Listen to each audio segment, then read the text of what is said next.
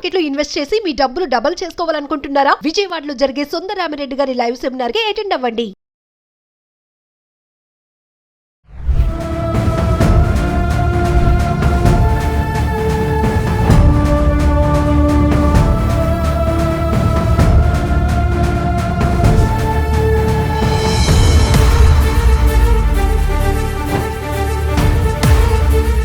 Hello viewers, welcome to Suman TV. మరి విద్యాబుద్ధులు నేర్పించాల్సిన గురువులే కీచకులుగా మారుతున్నారు. ఒకటి కాదు, రెండు కాదు, ఎప్పటికప్పుడు మనం ఇన్సిడెంట్స్ చూస్తూనే ఉన్నాము. మరి టీచర్స్ ఎందుకు మైండ్ సెట్ ఇలా మారుతుంది? ఇంట్లో చూసుకున్నా, ఎక్కడ చూసుకున్నా కూడా ఆడపిల్లలకి రక్షణ అనేది లేకుండా పోతుంది. అంటే ఫ్యామిలీ మెంబర్స్లోనూ లేదు, అలానే స్కూల్స్కి, కాలేజెస్కి వెళ్తుంటే అక్కడ కూడా లేకుండా పోతుంది. టీచర్స్కి మైండ్ సెట్ ఎందుకు ఇలా డైవర్ట్ అవుతుంది? స్టూడెంట్స్ ఏమైనా డౌట్స్ వచ్చినా వాళ్ళతో షేర్ చేసుకోవాలనుకుంటారు.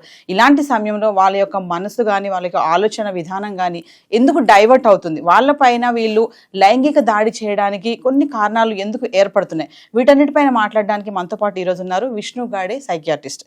సార్తో మాట్లాడదాం. నమస్తే అండి. నమస్కారం అండి. How are you Naveena? Good sir. Vishnu గారు, మరి చూసుకుంటే తమిళనాడు ఇన్సిడెంట్, ముగ్గురు టీచర్స్ కలిసి మైనర్ గర్ల్ పైన అటెంప్ట్ చేశారు. సో ఎందుకంటే టీచర్స్ మైండ్ సెట్ ఇది ఒకటే కాదు, మనం ప్రీవియస్ కూడా చాలానే చూసుకున్నాము. టీచర్ స్టూడెంట్ పైన ఇలాంటి లైంగిక దాడి చేయడం అనేది అసలు మైండ్ సెట్ అనేది ఎందుకు చేంజ్ అవుతుంది? సో ఆ పాప కూడా ఇప్పుడు ప్రెగ్నెంట్, 1 month నుంచి స్కూల్కి రావట్లేదు అని పేరెంట్స్ని అడిగినప్పుడు పేరెంట్స్ చెప్పింది ఏంటంటే, మా అమ్మాయి ఇలా ప్రెగ్నెంట్ అయిందండి, అబార్షన్ కోసం తీసుకెళ్తున్నామని చెప్పారు. తమిళనాడులో జరిగిన ఇన్సిడెంట్, ముగ్గురు టీచర్స్. సో వై, ఎందుకు ఈ కాజెస్ ఎందుకు జరుగుతుంది అంటే వాళ్ళ మైండ్ సెట్ గురించి ఒకసారి అండి. ఫస్ట్ నవీన గారు, వాట్ హ్యాపెండ్ చాలా సాడ్ ఈవెంట్, ఇది జరగకూడదు. కానీ మీరు కూడా తెలుసు, చాలా వింటున్నాం మనం న్యూస్ అండ్ మీడియాలో ఇలా జరుగుతున్నాయి. And yes, school girls and minor గర్ల్స్కి టార్గెట్ చేస్తున్నారు చాలామంది. సో మనం ఎలా చూస్తామంటే, first of all we call them as offenders. It can be child offenders or sexual molesters, all names. So the point ఏంటంటే, ఇప్పుడు వాళ్ళ మైండ్ సెట్, మీరు అడిగిన గుడ్ క్వశ్చన్ ఏంటంటే, అండి చాలామంది కొన్ని యాక్ట్స్ ఇంపల్సివిటీలో చేయొచ్చు, చాలామంది ప్లాన్డ్గా చేయొచ్చు, or they might have this craving, ఒక ఫ్యాంటసీ, సెక్షువల్ ఫ్యాంటసీస్.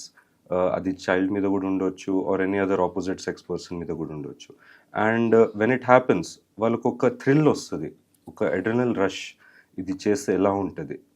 స్టార్టింగ్లో వాళ్ళకి భయం ఉంటుంది, అండ్ దెన్ వాళ్ళు చేసినాక మేబీ ఎస్కేప్ అయిపోతే ఫస్ట్ టైం, సెకండ్ టైం అదొక థ్రిల్ లాగా అయిపోతుంది. It might be even an addiction అని చెప్పొచ్చు. అండ్ ఆ హై, ఆ కిక్కి ఎంజాయ్ చేయడానికి the keep repeating it. So దాన్ని మనం రిపీట్ ఒఫెండర్స్ అంటాము. సో చూస్తుంటే సైకలాజికల్గా, ఫస్ట్ ఆఫ్ ఆల్ మనం వాళ్ళ పర్సనాలిటీలు చూడాలి. వాళ్ళు చిన్నప్పటి నుంచి ఎలా పెరిగినరేమో, వాళ్ళకేమన్నా, వాళ్ళు కూడా might have been target of this sexual offences. వాళ్ళ family members, close relative, friends and వాళ్ళ స్కూల్లోనే ఇలా జరిగిందేమో, అదొక ఇంప్రెషన్ పడిపోతుంది చిన్నప్పుడే వాళ్ళ సైకి మీద. అండ్ దెన్ అది లేకపోవచ్చు కూడా. అండ్ లేనప్పుడు we have to see some other traits which are personality disorders అండి. సైకోపాథిక్ ట్రేట్స్ అంటాం, సోషియోపాథిక్ ట్రేట్స్. ఇంకొక సైకోపెథాలజీలో బైపోలార్ డిసార్డర్, దాంట్లో వీ హ్యావ్ హైపోమేనియా, మేనియా. దాంట్లో ఈ hyper sexual feelings and emotions చాలా పెరిగిపోతుంది. వీ హ్యావ్, వాళ్ళకి అర్జ్ ఎంత ఉంటుందంటే they cannot control. And then ఇప్పుడు ఈ ఇన్సిడెంట్ తీసుకోండి, చాలా మంది ఒఫెండర్స్ సింగిల్గా చేస్తారు because it is more safe. వాళ్ళకి తెలియదు, అండ్ ఎవరికి తెలియనప్పుడు వాళ్ళ సీక్రెట్ ఈజ్ ఆల్వేస్ సేఫ్. కానీ గ్రూప్లో ఉన్నప్పుడు మనం ఏమంటామంటే మాబ్ మెంటాలిటీ, ఇంకా వాళ్ళ కాన్ఫిడెన్స్, ధైర్యం కూడా పెరుగుతుంది. ఇంకా ఈ గ్రూప్ ఒక లీడర్ ఉంటాడు, హూ విల్ ప్లాన్, ఎంత స్టార్టింగ్ నుంచి ఎండింగ్ ఒక యాక్ట్ ప్లాన్ చేస్తాడు.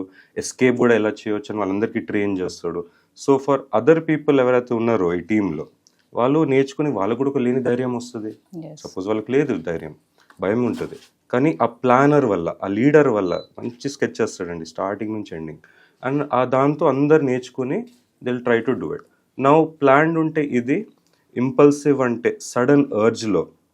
ఫర్ ఎగ్జాంపుల్ ఇప్పుడు మనం న్యూస్లో చూస్తాం, ఆటో డ్రైవర్స్, ఊబర్ డ్రైవర్స్లో లేట్ నైట్ లేడీస్ వెళ్తారు ఫ్రమ్ వర్క్, 2 AM సడన్గా ఒక ఎంటీ రోడ్లో తీసుకెళ్ళిపోయి, బికాజ్ ఇట్స్ అర్జ్.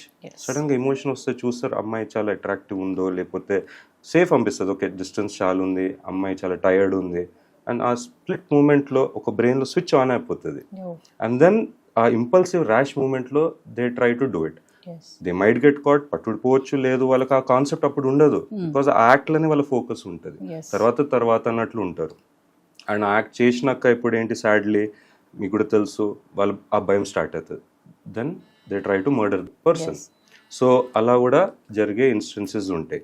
ఇప్పుడు ఈ ఇన్స్టెన్స్లో చూస్తే మేబీ వాళ్ళు ఏమనుకున్నారు, అమ్మాయి చిన్నది భయపడి చెప్పదు ఎవరికి, లేదా బెదిరించింటారు వాళ్ళు, మనకు తెలియదు. చాలా మంది వీడియో రికార్డింగ్స్ తీసుకుంటారు, యాక్ట్ది ఫొటోస్ తీసుకుంటారు, బ్లాక్మెయిల్ చేస్తారు. మీ అమ్మ నాన్నకు చెప్తాము, మీ ఊర్లో అందరికి తెలిసిపోతుంది, నీ లైఫ్ డిస్ట్రాయ్ నాశనం అయిపోతుంది అని చెప్తారు. అండ్ ఆ టెన్షన్లో పాపం అమ్మాయి ఇప్పుడు మన స్టోరీలో Tamil Nadu 13 year old. And I think I don't know పాపం వాళ్ళ ఫ్యామిలీ కూడా మేబీ ఫ్రమ్ మిడిల్ క్లాస్ లో middle class uneducated family or not. So ఆ భయంతో వాళ్ళు కూడా చెప్పరు. అండ్ దెన్ ఆ అడ్వాంటేజ్ తీసుకుంటారు. And then it's is my opinion, వాళ్ళు వదిలేసి ఉంటారు ఇట్లా బెదిరించి. సో ఇంకా ఇన్వెస్టిగేషన్ తెలిస్తే పోలీస్ డిపార్ట్మెంట్ నుంచి మనకి డీటెయిల్స్ ఎక్కువ తెలిస్తే బయటికి, కానీ నార్మల్గా సినారియోలు ఎలా చేస్తారు, when the victim is left there is always a blackmail angle అండి. అది స్టూడెంట్ కూడా ఇప్పుడు అండర్ ట్రీట్మెంట్లో ఉందంట, అంటే సైకలాజికల్గా మీరు చెప్తున్నట్టుగానే ఇప్పుడు పాపకు కూడా కౌన్సిలింగ్ కానీ ఇవన్నీ ఇవ్వాల్సిన అవసరం ఉంటుందంటారా? మరి మెంటల్ తను ఎలా డిస్టర్బ్ అయి ఉంటుంది? 100% అండి. ఇప్పుడు child psychiatry or psychiatry adult అయినా ఎవరైనా అఫెక్ట్ అవుతారు. ఇదే ఇన్సిడెంట్స్ రేప్ కన్ మొలెస్టేషన్ ఒక అడల్ట్ ఫీమేల్కైనా it is more painful to any female. It is a very bad act. కానీ చైల్డ్ కాబట్టి ఇంకా చాలా కాన్సిక్వెన్సెస్ ఉంటాయి. ఎలా అంటే లైఫ్ లాంగ్. ఆమె పెద్దగా అయినాక ఎలా ఉంటుంది? సో సింపుల్ ఎగ్జాంపుల్ చెప్పాలంటే స్టార్ట్స్ విత్ వాళ్ళకి భయం, యాంగ్జైటీ, సోషల్ ఫియర్. అందుకే ఈ ఇన్స్టెన్స్లో అమ్మాయి స్కూల్ వెళ్ళడం బంద్ చేసింది అనుకుంటా, 1 month. తర్వాత పేరెంట్స్ కి డౌట్ వస్తుంది 1-2 months సరే అని వదిలేసింటారు, అమ్మాయి బాగాలేదు లేదా ఏదో స్ట్రెస్ ఉందని వదిలేస్తారు. తర్వాత నిజంగా డౌట్ వచ్చి అడిగితే క్వశ్చనింగ్ లో చెప్పింటది అమ్మాయి. ఇప్పుడు మదర్ ఆర్ ఫాదర్ కూడా భయపడి చెప్పలేదేమో. Now there can be 2 angles to this. Teachers involve ఉన్నారా? Is there any higher power involved? Management కానీ, we don't know. Is there any political angle or XYZ? These are all hypothesis. So ఆ భయంతో కూడా parents చెప్పలేదేమో. కానీ beautiful ఏమైందంటే principal madam, the head mistress, she went forth, action self గా తీసుకుంది. 1 month నుంచి రావట్లేదని అబ్జర్వ్ చేసి అడిగారు. సో ఆ ధైర్యం ఇచ్చింది ఫ్యామిలీకి అండ్ గర్ల్ కి. ధైర్యంతో ఇన్ఫర్మేషన్ బయటపడ్డది. దెన్ ద ప్రొసీజర్ ఫాలో అయింది, లీగల్ అండ్ పోలీస్ అదంతా. కానీ ఇప్పుడు ఆ యాంగ్జైటీ వల్ల అమ్మాయి చెప్పలే. నో ఇప్పుడు అందరికీ తెలిసిపోయింది, ఇంటి చుట్టుపక్కల లేకపోతే స్కూల్లో కానీ. ఎస్, అది వెరీ సాడ్. ఇప్పుడు అమ్మాయి chances for going in to depression చాలా ఉంటాయి. బాధ కలగడం, లేకపోతే ఏడవడం, యూనో జనాలతో మాట్లాడకపోవడం, సెల్ఫ్ ఎస్టీమ్ పోతుంది. ఆ ప్రైడ్ ఒక మనిషిలో ఉండేది యూనో పోతుంది. తర్వాత వర్స్ట్ కేస్ సినారియోస్ చాలా మట్టిగా ఇప్పుడు ప్రైడ్ వల్ల లేకపోతే రెప్యుటేషన్ వల్ల చాలా మంది సూసైడ్కి కూడా పాల్తారు. అండ్ అది ఇస్ అ డేంజర్ సిచ్యువేషన్. మనకు suicide is a very you know sad act అండి, కానీ we have to address it. అంటే సార్ ఇప్పుడు మీరు అన్నట్టుగానే ఈ ఇన్సిడెంట్ ప్రిన్సిపల్ మేడం తీసుకొని వాళ్ళ పేరెంట్స్ని అడగడము, 1 month నుంచి రావట్లేదు అన్నప్పుడు అబ్జర్వేషన్లో ఉంచారు కాబట్టి తెలిసింది విషయం. కానీ మీరు అన్నట్టు కొంతమంది ఉంటారు, ఇన్నోసెంట్ పేరెంట్స్ ఉంటారు, కొంచెం ఏమంటారు రూరల్ ఏరియాస్లో కూడా ఇలాంటివి చాలా జరుగుతూనే ఉంటాయి. నాట్ ఓన్లీ రూరల్, సిటీస్లో కూడా జరుగుతున్నాయి అనుకోండి. అంటే ఆఫ్టర్ దట్ పేరెంట్స్ మరి ఇలాంటి ఇన్సిడెంట్ జరిగినప్పుడు ఆ అమ్మాయి పట్ల పేరెంట్స్ ఎలాంటి జాగ్రత్తలు తీసుకోవాలి, ఎలా కేర్ చేయాలి, మెంటల్లీ స్ట్రాంగ్గా ఆమెను చేయాలి అంటే ఎట్లా అంటారు? అండి ఇప్పుడు first we need to educate అందరికీ. అది స్కూల్ కానీ టీచర్స్, ఫ్యామిలీ మెంబర్స్కి. మీకు కూడా తెలుసు ఉంటుంది good touch, bad touch. So మనకు చిన్నప్పటి నుంచే బోత్ బాయ్స్ అండ్ గర్ల్స్కి నేర్పియాలి. టీచర్స్ యూనో టచ్ చేస్తున్నారా, you know for example shoulder is fine, little more inward it's not good, మంచిది కాదు.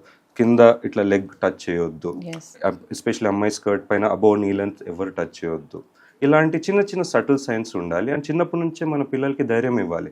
ఇలా ఏం జరిగినా ఫస్ట్ పేరెంట్స్కి చెప్పాలి, తర్వాత పేరెంట్స్ పోయి ప్రిన్సిపల్కి కంప్లైంట్ చేయొచ్చు. సో ఇలాంటి సైకో ఎడ్యుకేషన్, జనరల్ ఎడ్యుకేషన్ చేస్తే ఛాన్సెస్ ఫర్ ఎక్స్పోజర్ ఎక్కువ.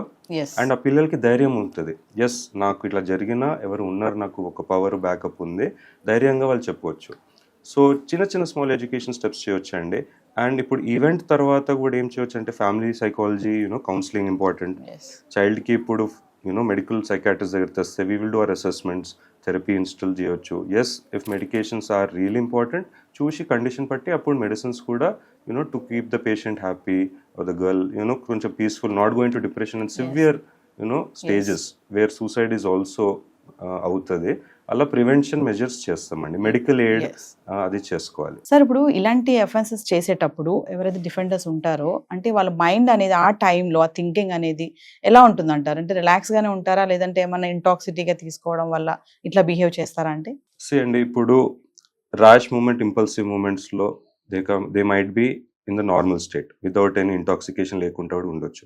లేదా ప్లాన్డ్ ఈవెంట్స్లో ఉండనుకోండి, ధైర్యం కోసం చాలా కేసెస్లో నేను నోటీస్ చేసిన ఆల్కహాల్ అన్న తీసుకుంటారు, లేదా గంజాయి తీసుకుంటారు స్మోకింగ్తో సహా. అండ్ వాళ్ళు ఈ గర్ల్స్కి విక్టిమ్స్కి వాళ్ళకు కూడా ఫోర్స్గా గంజాయి లేకపోతే ఆల్కహాల్ తాగిపించి ఇంటాక్సికేట్ చేసి డ్రగ్ చేసి స్లీపింగ్ టాబ్లెట్స్తో కూడా they try to molest them or rape them అండి. ఇది కూడా చాలా నోటీస్ చేస్తున్నాం.